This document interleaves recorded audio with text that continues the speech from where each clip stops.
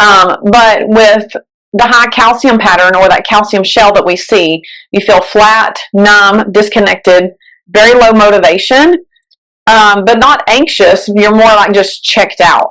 So you're holding everything together on the outside, but on the inside, you're just checked out. Just there's not much emotion left.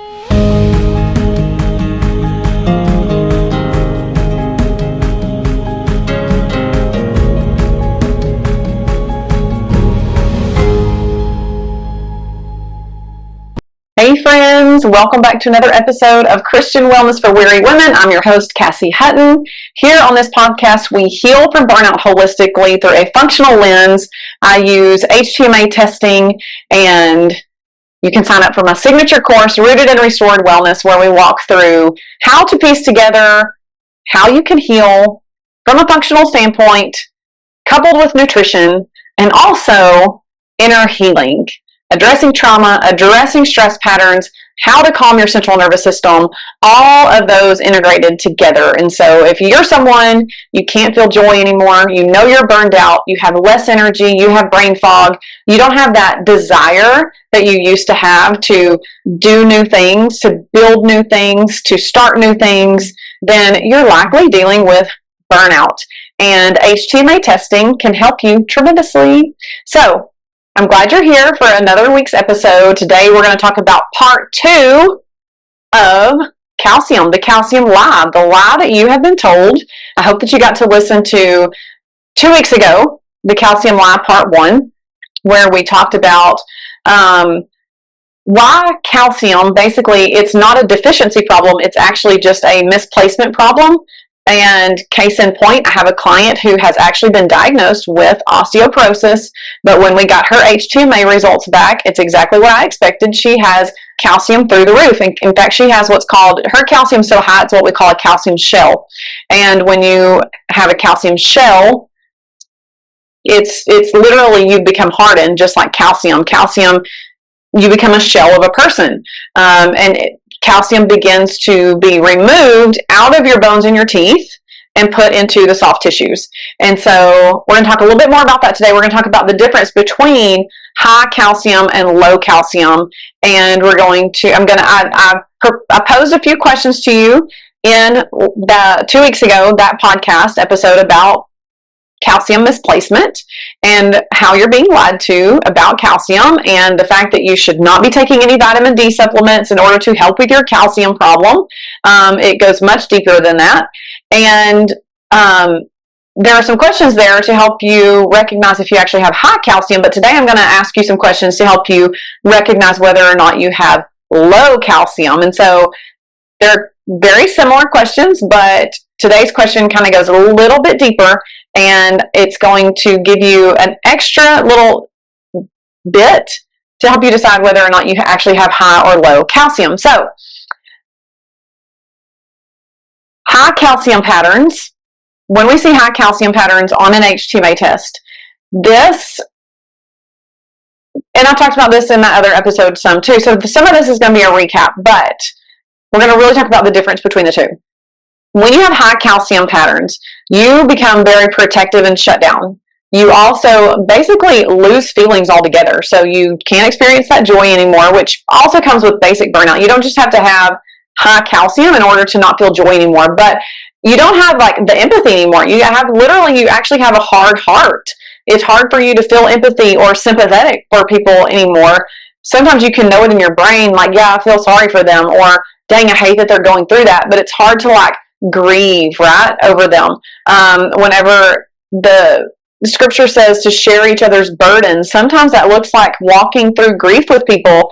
And if you have a hard calcium shell, it might be really hard to cry for someone who's literally lost their newborn baby, or who's lost the love of their life, or experienced some tragic accident. That's just kind of a very big example on a very large, or a very escalated spectrum, so to speak. But with the high calcium pattern, or that calcium shell that we see, you feel flat, numb, disconnected, very low motivation, but not anxious. You're more like just checked out. So you're holding everything together on the outside, but on the inside, you're just checked out. Just there's not much emotion left.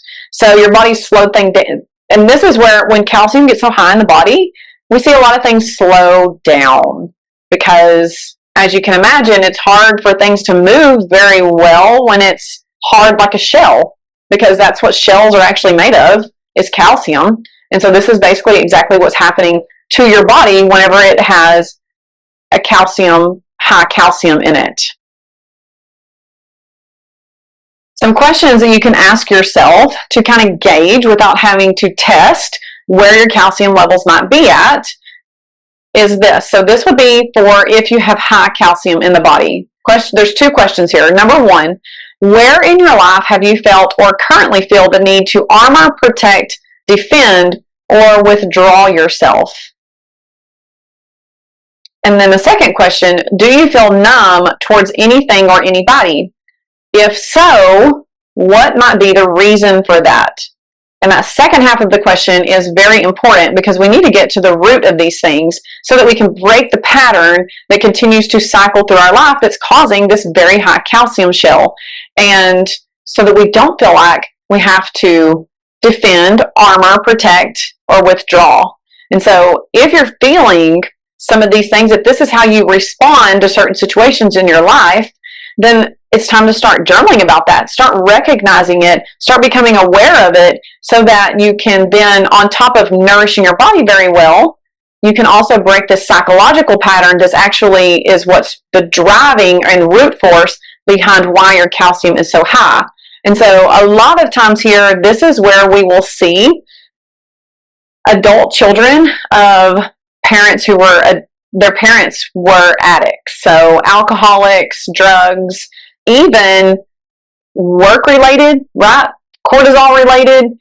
This is where we see high calcium patterns show up, because as a child, you learned to have to armor yourself against things that were going on in the household. You had to learn to protect yourself. Or maybe you've been in a relationship where you were married to an addict, or you had a family member who was an addict of some sort.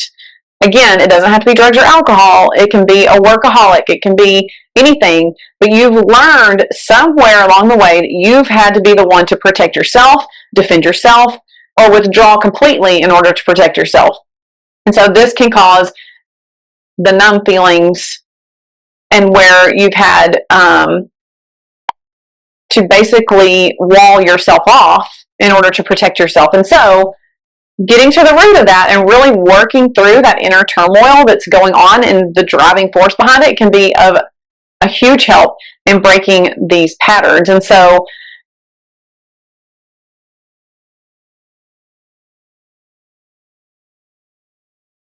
okay, moving on to low calcium patterns. So this is where you might feel very depleted or experience a lot of overwhelm. So you might feel symptoms like anxious, reactive, very easily overwhelmed. You feel like you can't handle one more thing. Very true, because I had very low calcium levels. And burnout, you're burned out, but you're still pushing through instead of recognizing like it's time to stop, slow down, stop pushing myself so hard.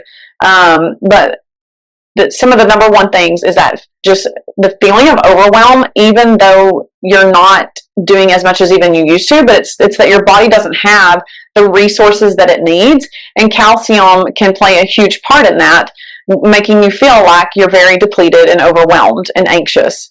So your body, so the questions that you want to ask yourself are this: if you have low calcium, here's some questions to consider. Where do you feel you've needed or do you need protection but haven't gotten it? Okay, so it's similar to if you have high calcium, but it's a little bit different. Where do you feel you've needed or do you need protection but you haven't gotten it? So you've expected that protection, you've needed that protection, and instead of stepping into the role of I'm just going to protect myself, like how high calciumers do, however you want to say that, you, on the other hand, those who have low calcium, are looking for someone to protect them. So the second question here, where do you feel you've had or currently have leaky boundaries and are giving too much of yourself with not enough in return? And so if you resonate with these two questions more than you resonate with the first two questions, you likely have a tendency towards lower calcium rather than higher calcium. Am I making sense here? Because I can definitely say, yeah, sure, I can say that I've felt like I've needed to protect myself or defend myself or feel numb in some ways. But when I read the low calcium questions, I'm like, oh, these are definitely me. And knowing what my HTMA tests already lean towards more, I definitely have a tendency more towards lower calcium. And I can definitely say that I'm usually the one looking for, why didn't that person protect me or defend me? And I needed that from you, and I didn't get it. And so it's very hurtful, and that's the pattern that shows up for me. I definitely have learned to have better boundaries, to not have leaky boundaries. And listen, it usually comes down to my children. I have the worst boundaries sometimes, I feel like, with my kids, right? They're like, can I have this? Can I have that? Can I have this? They have a million questions. And at some point you just get tired of it and you're just like, oh, instead of just saying like, okay, you know what? I have learned to say this. No more questions for mom for another hour, or no more questions for mom for the rest of the day. And it's really helpful if my husband's around, because he gets it. He's like, no more questions, get out of here. Mom's overwhelmed. He's even overwhelmed at how many questions they want to ask me. And so it's not just about saying no to other people. It's about learning, like, within your household, it starts in the home, right? Everything starts in the home. We minister first to the home. We take care of our home first. Everything happens inside the home first. So start dialing in and asking yourself, where do I need to fix this in the home first?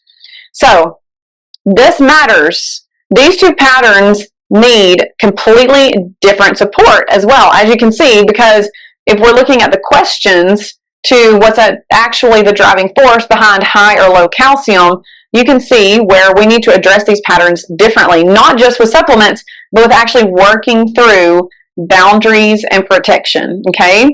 And so this is why, if you work with me, I'm not just going to tell you you need a calcium supplement or you don't need a calcium supplement. In fact, I don't ever recommend calcium to people unless you're getting it through milk or yogurt or something like that. It's just not a good supplement to take, period. You don't need to take calcium. You need to figure out why. Go listen to the previous episode about the calcium lie. You need to figure out what minerals you're deficient in and the reason why calcium is not being dissolved and put into the bones and the teeth in the first place, or why your body's having to steal from the bones and the teeth in order to get what it needs. So it's never about taking more calcium or vitamin D. It's about getting further to the root issue than what's surface level. We do not treat shutdown and depletion in the same way. We have to work through what's really going on. We have to look at your patterns and say, okay, your calcium is low. So where do we need to work on boundaries? Where do you need to open up and talk to people who you felt like have not done their job in protecting you? Or where can you learn to forgive these people? Where can we fill in the void that's in your heart and that soul wound that we really need to address, okay? Or how can we break this calcium shell that's made you so hard? We really need to figure out where you're trying to protect yourself and you're trying to just armor up and do it for yourself. So this isn't about guessing or overanalyzing. It's about understanding what your body is doing in the first place. And this is why HTMA testing can be so helpful. Even if you already know the answers to those questions that I've asked you, really sit and work through those questions, because that in and of itself can really help you break that calcium shell. Listen, I had an experience once before I ever knew about HTMA testing, before I ever knew about a calcium shell. And I can honestly say that I probably felt a calcium shell break in my life before, because I've read what it feels like to have a calcium shell break. This actually can happen to people where their calcium shell like literally hits a breaking point and it breaks and it begins to come down, because all of a sudden all those emotions that they always numbed themselves out to, they're now, because that shell has broken, all of those emotions flood, and it's very overwhelming for them. And I've actually experienced that before. Whether or not it was actually a calcium shell breaking, because I don't have proof of testing, I've read about it, and everything that it describes feels exactly like that. It felt like a dam breaking. It felt like a root being pulled out of my chest. And then I started to just feel all the emotions that I had numbed myself out to for so many years.